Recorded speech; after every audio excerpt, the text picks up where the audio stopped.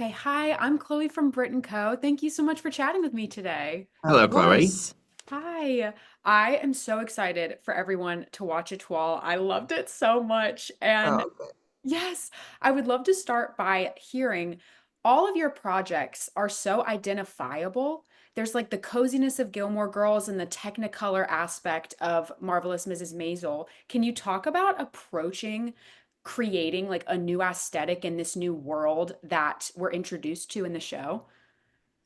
Well, we really wanted to show the behind the scenes of the ballet world and everything that goes into it, including the business and the people who keep it afloat, Hmm. keep it existing. Yes. Um, and and because of that, like it was a lot of thought and talk was brought into like, you know, because you mentioned Maisel was so MGM musical, Yeah. colorful and vibrant that we needed this to have a grittier. There was lots of talks about like when you walk into a dance studio after a very big rehearsal, you can almost see the air. Like there's a heaviness to it. There's a scent.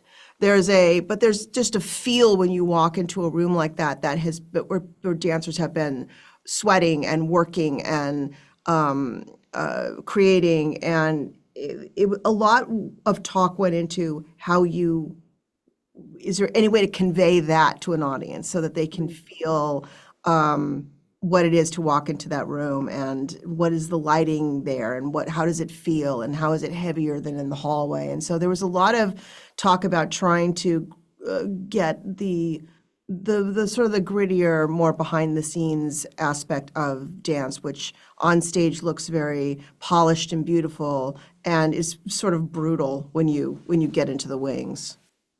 Yes, absolutely. And the whole catalyst of this show, the idea of swapping artists, I loved seeing the way that that kind of changes everything for these characters. And it got me wondering, is there a moment you look back on that kind of changed your life? Whoa. I know it's Dan. kind That's of a a heavy loaded question question. to ask so early in the morning. Um, I mean, for me, like, I thought I was going to be a musician, and then I started writing, and I realized I was a better writer than I was a musician, and I started selling things, and so I kind of surprised myself with that.